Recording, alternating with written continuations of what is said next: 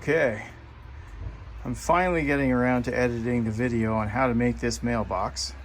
This is about a year and a half after making it. It's winter time right now, and so I got some time on my hands. So I'm going to show you guys a pretty detailed video, but if you want to make one of these, I'll show you how. Okay, we're getting ready to sandblast the stove door. I've got some walnut shells for the sandblasting because I don't want the dust to be, I don't want silica dust in the driveway. And I'm going to get all this rust off here and make it a little easier to paint. Definitely want to be wearing a respirator with the right filters, because this dust is really fine. Plus, if you had something that was painted, the paint dust could be bad for you too. I got a bit of a cold right now, so that's why I sound like a frog.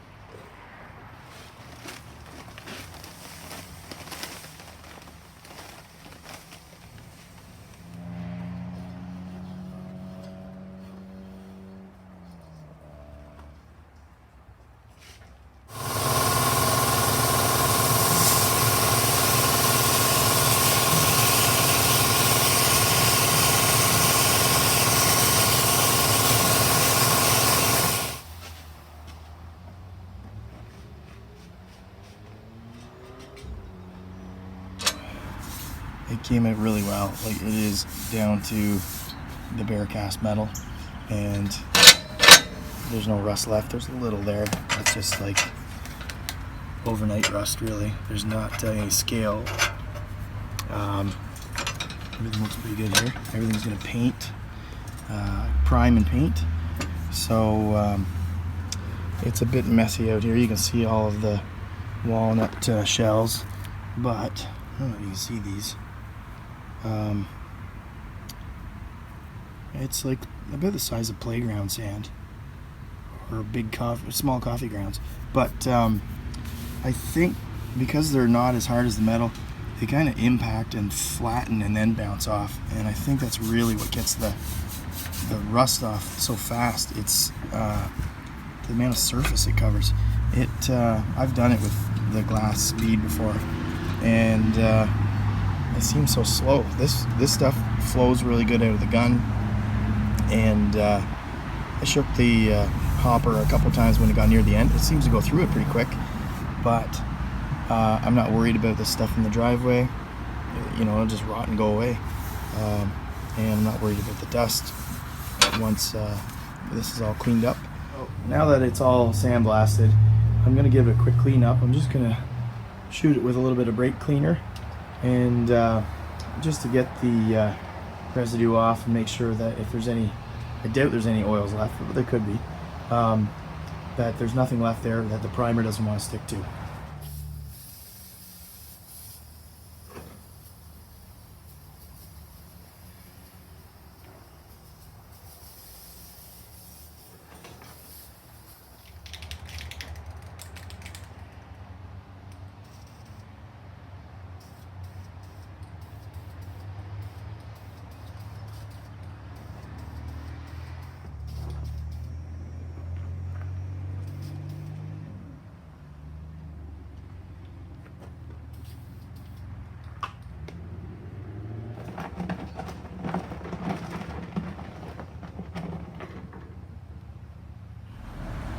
We're all primed up. I'm gonna let that dry in the sun for about probably about half an hour, and then I'm gonna put a base coat of barbecue high heat black paint on there.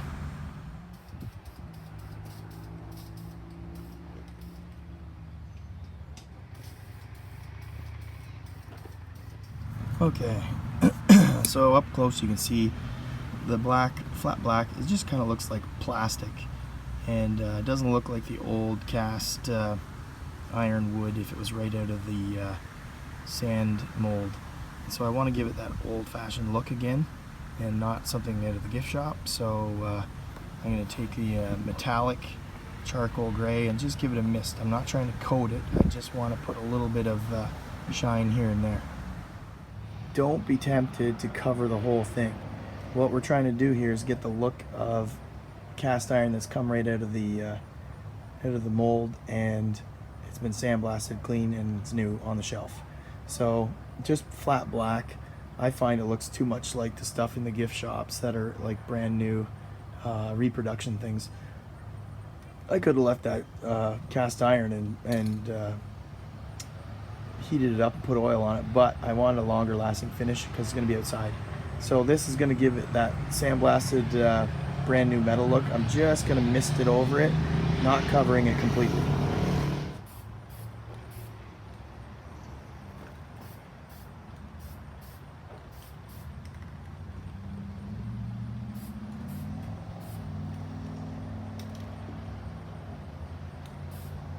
Okay, so now when you look at that, you can see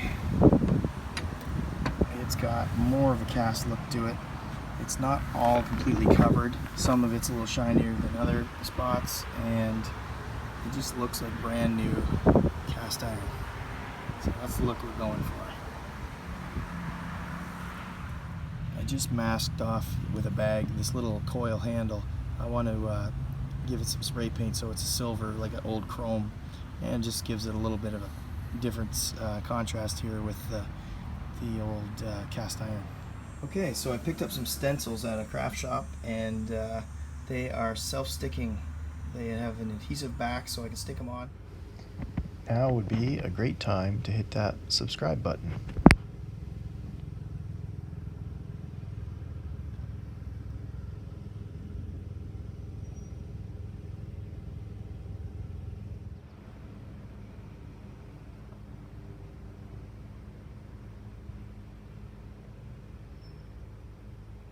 Okay, I touched up the stencils a little bit with a paintbrush and aged the letters a little bit just to give them a little bit of more of an antique look. I might lighten them up a little with some paint thinner after, but I'll let the paint dry before I decide. But that is the door for the new mailbox. If it's painted shut yet. Anyway, the next step is to make the box. We'll show you that in a second. I'm going to do one of these for the top and the bottom. So these two are going to go like this. I had this angle iron cut. It's cut with a plasma cutter from another project. It was just sitting out in the driveway, but that's all I need for the top and bottom. So these go between the sides. So the sides are going to be full length.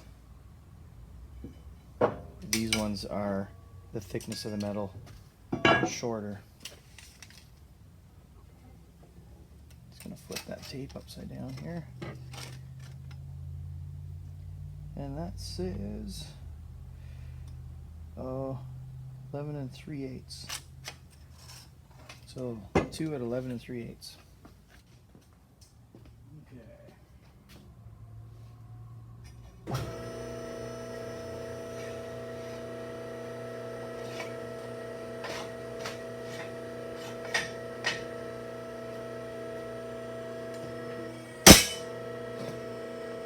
Alright, so the goal here is to get these two. These are going to screw to the wall, and this is overkill for a mailbox, but I need heavy metal to hold these hinges because I'm going to have to weld some tabs on there, and this is going to lift up as well, just like the old stove. So that's going to go like that. And then the front is going to go like this.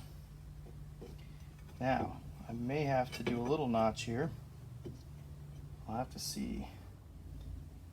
But I'll magnet this together and I'll see if it's going to work, and then if not, I have to take a little tiny bit off each. The pieces are the same length. Good. Now let's see if this is right fit now.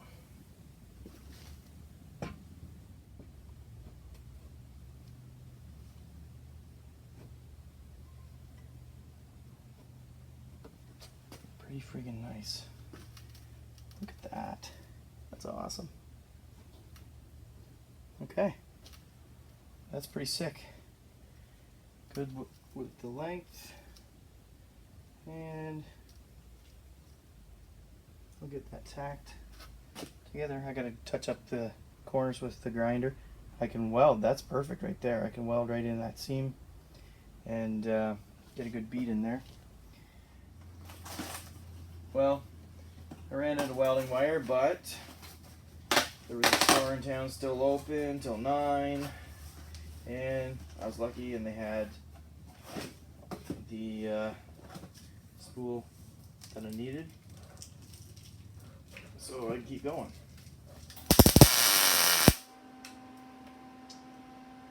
Okay, move around to the next corner. Flush.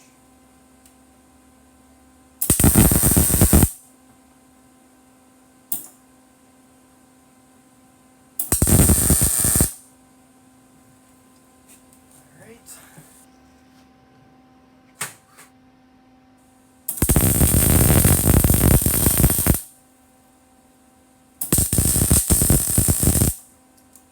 Okay. Oh, it's square again. Now, I forgot to turn the gas on before I started up, so that corner there, that tack is crappy, but the rest of the corner is good. And these are good. I'll double check for square. I can pound everything into square if I have to. But that looks good. Also good.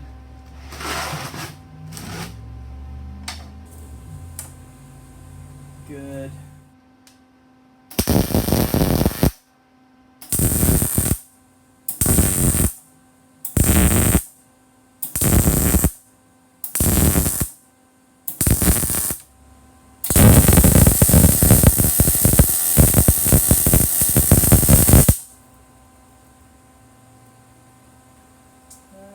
That's not bad. Probably turn the feed down a little bit.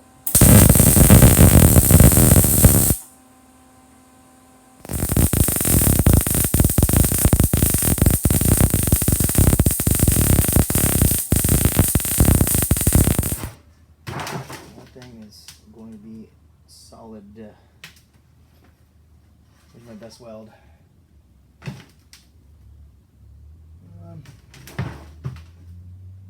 That one's pretty damn good. That one is really, really good. Gotta cool that thing down and get the grinder out. Flatten these welds so that my stove door doesn't hit the welds when it closes.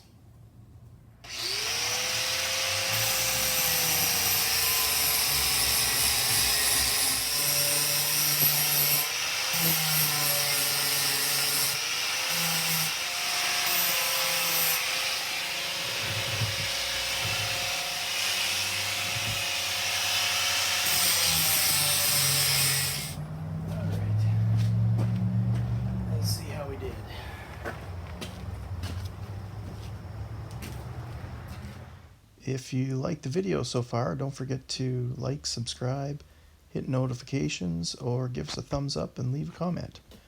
Thanks. Hey, I gotta make some patterns for my tab hinges for the stove door. I'm not gonna be really in frame after this part, but yeah, so I got a little bit of flat stock. It's 1/4 inch. It didn't need to be this thick, but I just wanted the thickness for the weight, the look of it with the cast. I didn't want a little piece of 1/8 inch. It just looks chintzy. So anyway, I've got some scissors. I'm going to grab a little piece of cardboard, and then I'm going to use the iron worker to nibble away at some of this metal so I don't have to grind so much. Alright, so 1 1/8, 3 inches, so I want 4 1/8 total length. I'm just using a Sharpie. Not the ideal solution, but it's going to work.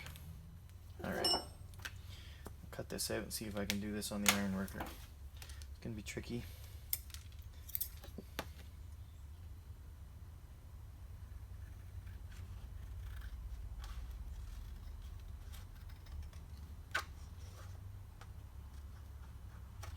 I gotta remember to drill these before I weld them on.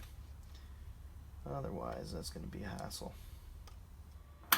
So that's gonna go on the side. I'll show you on this side, it's easier to see, but that's gonna go here. 2 of those on this side.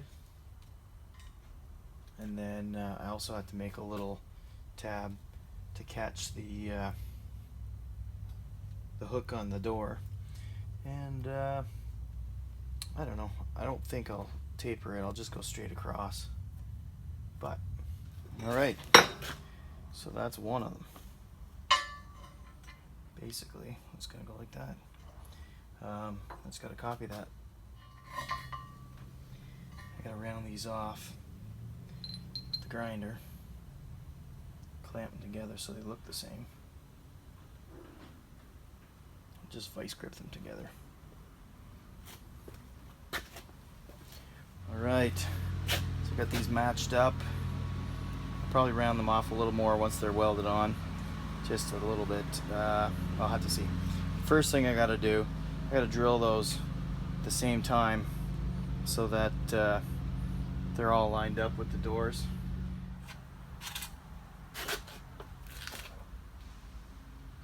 It's got to be a little wiggly, but not too much. I think I can get away with that. Maybe go the next size down. I can always drill a hole bigger. 7/32.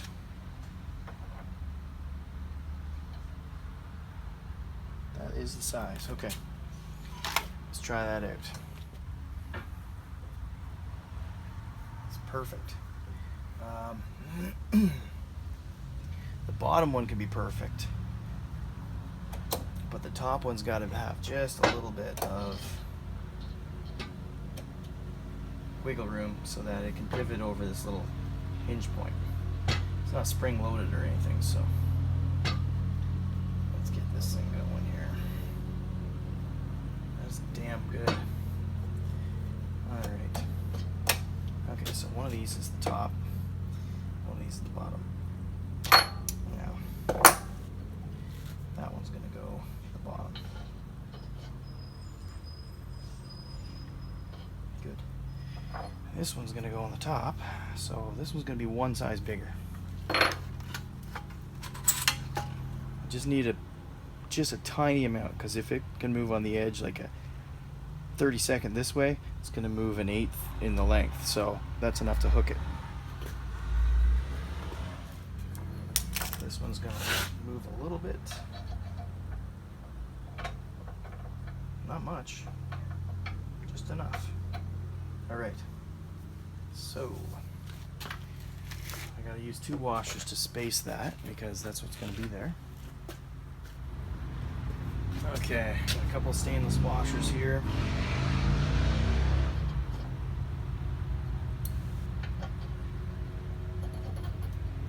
Just to keep it off the surface. And I got my front, my top. That's my top side, I think. Let me check the outside. Yeah, either way is good. Okay. So it goes like this. Like that.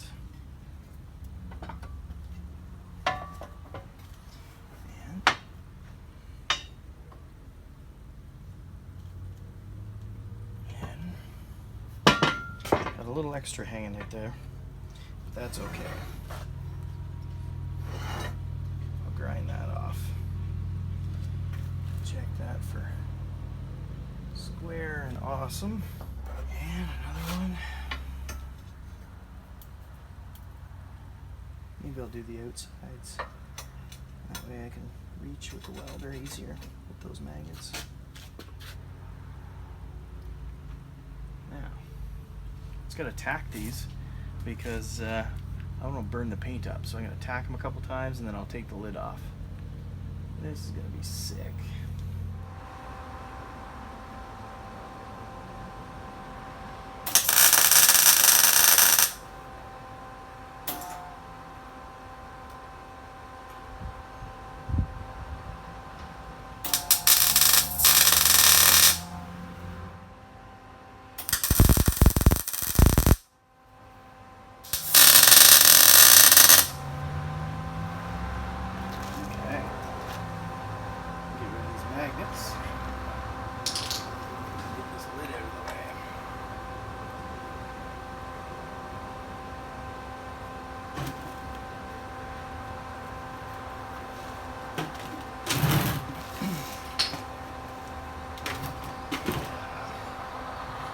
That's a good sign.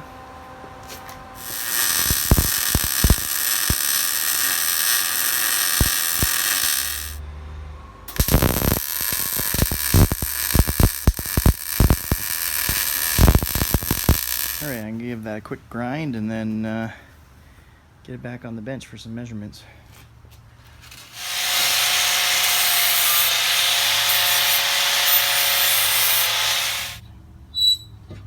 Bottom one goes in first. Looks like touch this off just before. There it is. Oh, this one. Cool. That's cool. Holy. Oh, the bugger's gonna be heavy. Put 4 tap cons in the wall for that. Alright. Moves a little bit. Doesn't have to move much. It's gonna wear as it goes. But I gotta make a tab. Yeah. That looks friggin' awesome.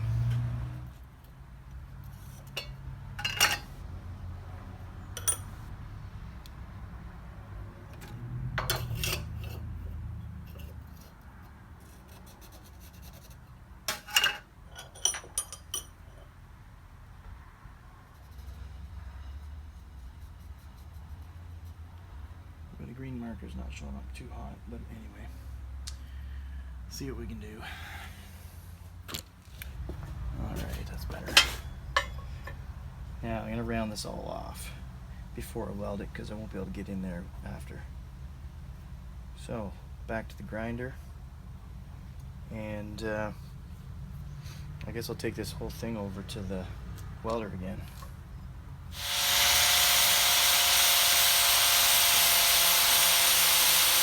All I have to do is get this welded, and if I have to make an adjustment, it's going to be on the bottom, top hinge pin hole. I can drill bigger if this needs to sit down flatter. But right now it looks pretty good.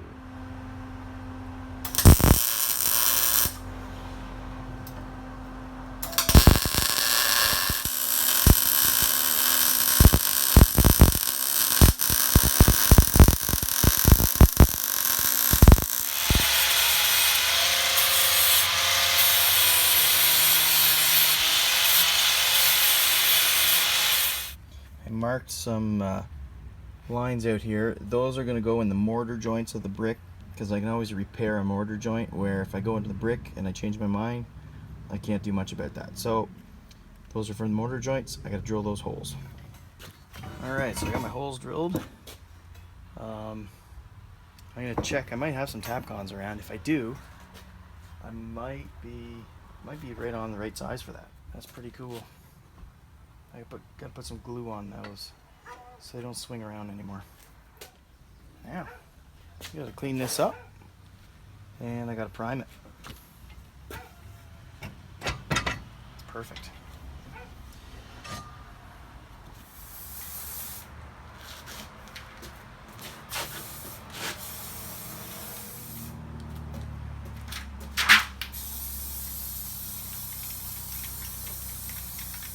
Okay, so my phone battery died right in the middle of recording, so I don't know how much you guys missed, but I drilled some holes.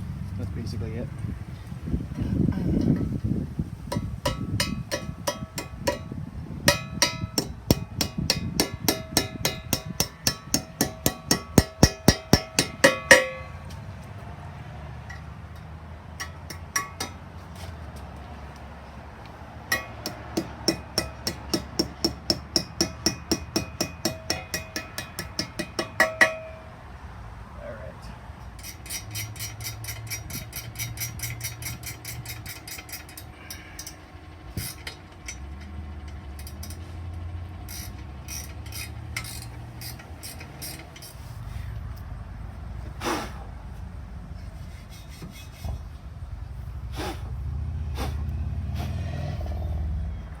Okay.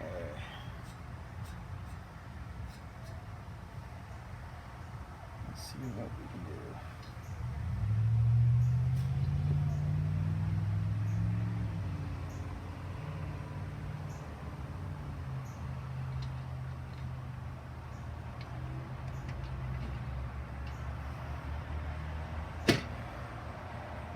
Okay. There it is. Mailbox.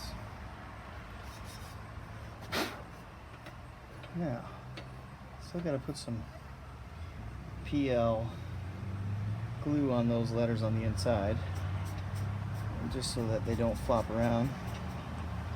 But that is the mailbox.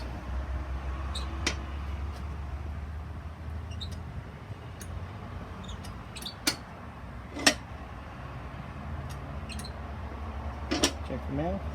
No mail. Cool. If you like this project, don't forget to subscribe and leave a comment or thumbs up. Thanks.